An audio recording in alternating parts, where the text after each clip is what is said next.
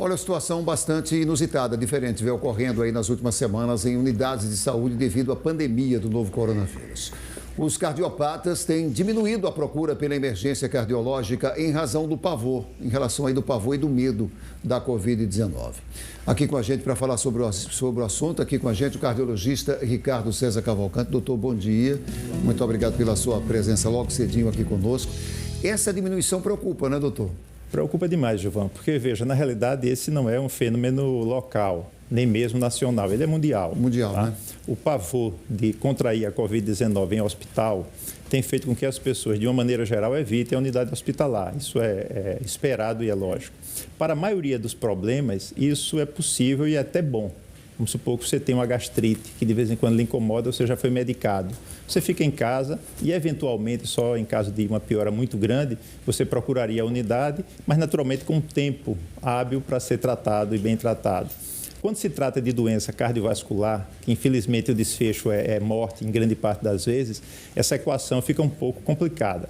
Então, na realidade, o que está acontecendo, assim, falando muito objetivamente, é que as pessoas estão trocando um risco potencial que é muito inferior a 1%, o risco de falecer da Covid, ele é muito inferior a 1%. O grande problema está, nessa grande mortandade que a gente tem visto, é por conta da imensa quantidade de pessoas que são contaminadas. Então, os números absolutos são alarmantes e são realmente muito grandes. Mas a doença cardiovascular, ela tem uma mortalidade muito maior. Por exemplo, que é a nossa preocupação maior aqui no estado e no Brasil da maneira geral, o infarto agudo do miocárdio, grande causa de mortalidade no mundo todo. A chance de você falecer de um infarto, se não for tratado, é de 30%. Então, de forma bem prática, se nós tivermos 100 pessoas que contraem a Covid, mesmo a gente imaginando uma mortalidade de 1%, que é muito alta, nós perderemos uma pessoa em 100. Se nós tivermos 100 pessoas com infarto, nós perderemos 30. Além do que, as 70 que sobreviverem, elas usualmente terão sequelas importantes. Então, esse é um problema sério.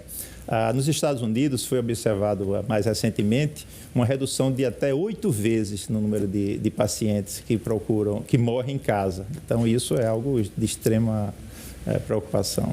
E, doutor, qual é a postura que essas pessoas que realmente estão em casa, mas que têm problemas cardíacos aí, deve ser adotada? Porque é ideal respeitar o isolamento social, mas não é bom negligenciar a própria saúde, né, nesse sentido. Perfeito, excelente pergunta, Sofia. Porque, veja, existem alguns... O coração, ele tem uma dificuldade adicional para a pessoa que está em casa, que é o fato de que o estresse, de uma maneira geral, ele somatiza muito para o coração, né? Vocês devem ver com muita frequência, após um trauma emocional, a pessoa sente alguma dor no peito, taquicardia, aquela coisa toda. De fato, isso existe.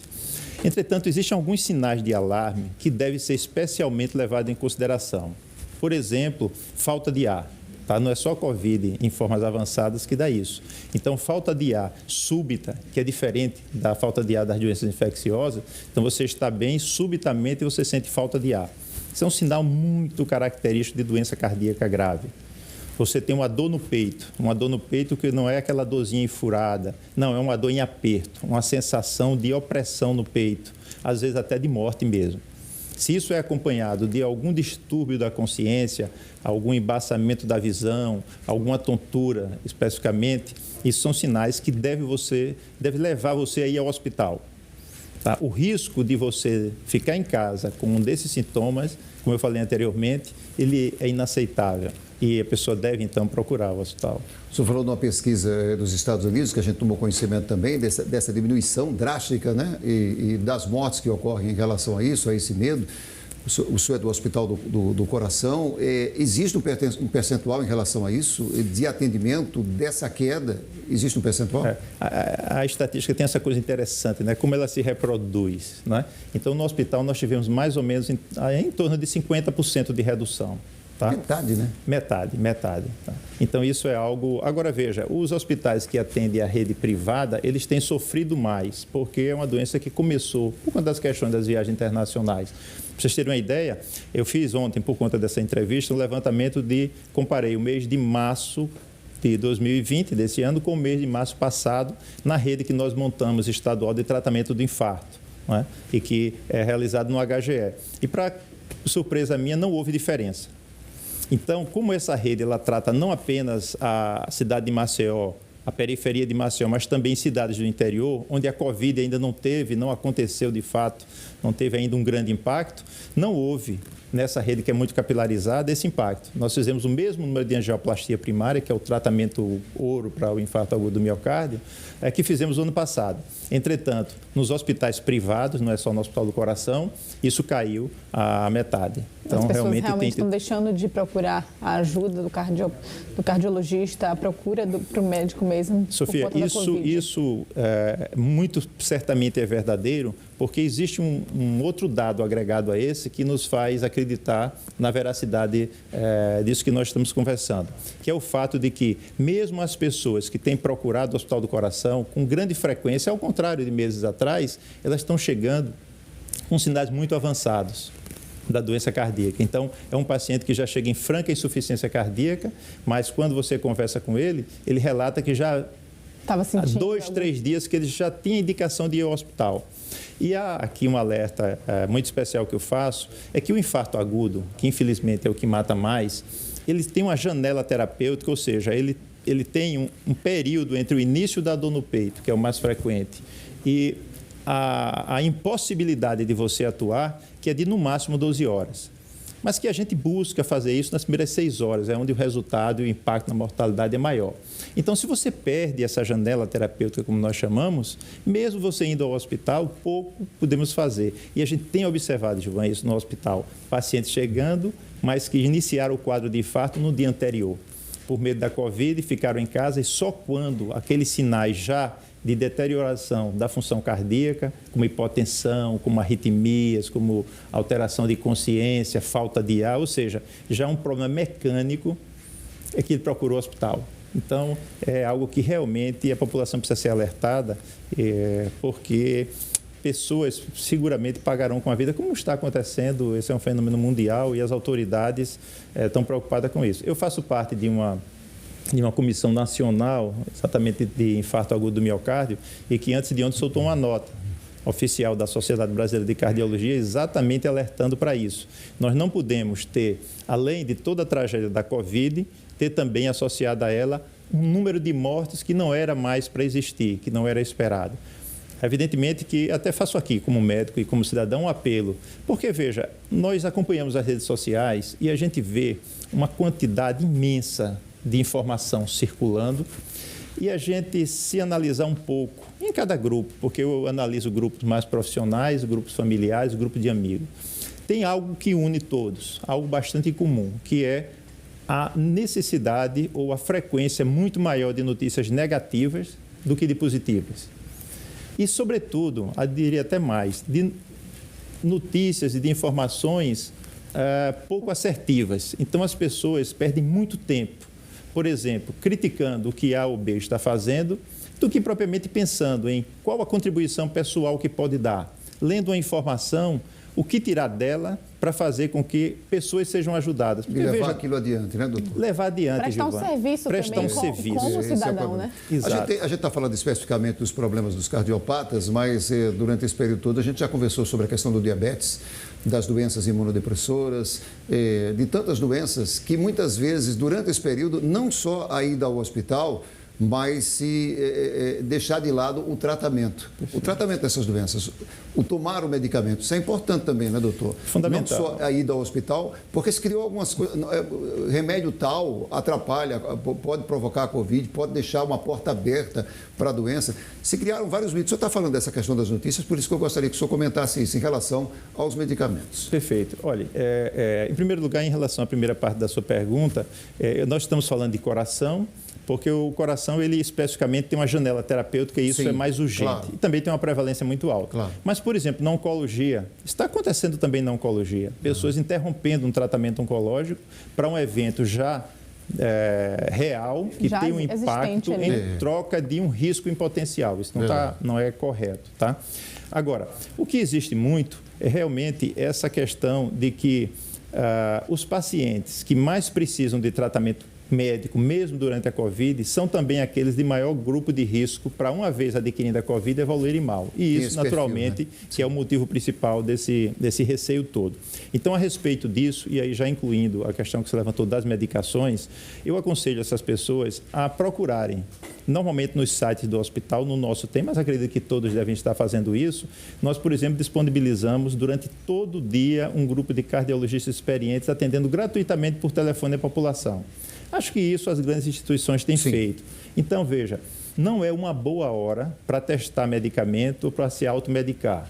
Porque, por exemplo, lá em casa a gente tem tido um cuidado maior com as crianças em relação àquelas brincadeiras que eventualmente podem levar a uma fratura. Sim. Por quê? Porque se fraturar alguma coisa tem que ir ao hospital. Isso. Então, tomar uma medicação de forma errada, mudar uma medicação que às vezes leva tempo para se adaptação ou tem um efeito diferente daquilo que se esperava, isso não é interessante fazer nesse período, porque isso pode acarretar uma ida ao hospital que não seria necessário. Mas é importante também manter a medicação que está tomando, que foi receitada, não abrir mão dessa medicação. Fundamental, Giovana. E nessa questão sua tem um alerta, exatamente por conta desses problemas de internet que a gente tem falado, é muito curioso, opinando, e a gente vendo verdadeiros absurdos até.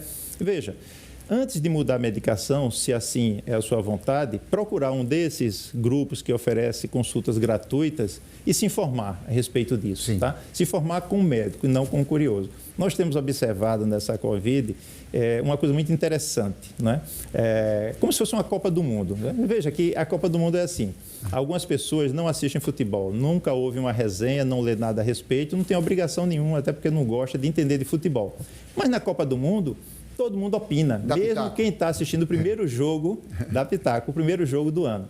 Na Covid, como é realmente um problema que impacta em todo mundo, nós temos visto epidemiologistas, médicos, especialistas, que são advogados, que são engenheiros, que são de outra área. Jornalistas. Tem muitos jornalistas são bem informados. Tem muitos jornalistas por aí passando. Mas os jornalistas normalmente eles dão boas opiniões porque vocês estão muito envolvidos nessa questão. Mas é complexa, sabe, Giovana? Porque às vezes uma coisa que parece ser muito boa, ela não tem a base científica necessária. Se não fosse assim, a gente teria medicações novas todo mês. E você vê que normalmente você leva anos para desenvolver, porque há necessidade de um estudo e de segurança muito alto. Isso então, tem se demonstrado na questão das vacinas, né, é interessante verificar a fonte da informação. Claro. A fonte da informação ela tem que vir ou de uma instituição ou de um profissional. Informações que começam com pessoas que não diz quem é, que não se identifica, não fala da sua instituição, eu aconselho que elas não sejam nem vistas. Porque isso. normalmente... Nos grupos é o que mais tem. E são desinformações. Né? Sabe? E é caso de serviço também para a população. Por exemplo, olha, veja, eu evito ao máximo falar sobre estatística. É uma área complexa, tá? Com um potencial de dano incrível, fundamental para as coisas boas, mas... Veja, pessoas que não entendem nada de estatística, de repente analisando um trabalho científico que saiu. E eu não falo isso como uma crítica a que você tem que ser muito letrado. Não, é porque nós estamos num momento que qualquer erro, ele é muito danoso. Sabe? A situação já é difícil por si só. Se além disso você tem muita contra-informação, você tem desserviço, isso complica muito. Eu até estava brincando lá em casa outro dia dizendo, se cada pessoa que faz uma crítica, ela só fizesse a segunda crítica depois que ela falasse de algo positivo, em relação à pandemia, quer do ponto de vista humanitário, quer do ponto de vista de ajuda pessoal ou institucional, a gente teria, talvez, um serviço muito grande dessas redes sociais, né? Mas, normalmente, as pessoas se preocupam apenas em repassar mensagens, né? E, às vezes, quando elas não são boas, elas fazem um estrago muito grande. É verdade, doutor, é muito sério. A gente quer... Tem pergunta do telespectador? Tem uma pergunta, né, Sofia? Da Júlia, isso. Uma pergunta do telespectador, doutor. Ela diz que há mais ou menos 45 dias ela teve sintomas de falta de ar junto com uma dor no peito que incomodava ela muito. E nisso ela vinha numa dormência quando puxava o braço esquerdo, por exemplo. Porém, ela procurou a UPA, pediu uma triagem, a pressão dela estava 10,5 e ela não foi atendida pelo motivo e pediram para que ela procurasse, porque ela escreveu aqui muito rápido, eu acho que ela estava com pressa, eu estou lendo aqui ao vivo. Não. Ela disse que não foi atendida e pediram para que ela procurasse um especialista, só que parece que ela ainda não fez isso. É necessária a procura, né? Tá. Veja bem, em primeiro lugar, o que a gente tem visto, porque alguma interface a gente estabeleceu com as UPAs por conta do programa do infarto, a gente tem visto um atendimento muito bom nas UPAs. Isso é importante que se diga, tá? Segundo lugar, depende muito das comorbidades, de outras doenças que ela tenha. Por exemplo, se essa for uma jovem de 30 anos de idade, eu diria a ela que mantenha o isolamento social, né? O distanciamento social, e deixe para fazer esse check-up que foi sugerido depois, porque provavelmente ela não deve ter nada importante do ponto de vista cardíaco. Se ela já é uma senhora que é obesa ou é hipertensa, a hipertensa ela não é, mas que seja diabética ou grande fumante, então tem que pesar cada caso. Conselho objetivo: procure nos sites dos hospitais do estado de Alagoas aqueles que estão oferecendo consulta gratuita com cardiologista muito experiente. Fenômeno interessante. Lá no hospital, por exemplo, quem está fazendo o nosso plantão diário de consulta gratuita? Os sêniors, nossos mestres, as pessoas que já passaram dos 60 anos e que estão em isolamento. Sim. Então, alta qualidade nessas consultas telefônicas. É mais uma consultoria do que uma consulta, mas evidentemente para uma questão específica como essa, cai como uma luva. Porque alguns aspectos são fundamentais para poder responder nessa sem uma resposta tão simplista. Doutor, mais uma vez, a gente quer agradecer. Muito obrigado pela sua presença aqui logo cedinho com a gente. Esse feriado, né? Então, a gente não acredita, mas é feriado. Não faz mais diferença, né, Gilberto? Obrigada, viu, Obrigado, doutor. Bom dia.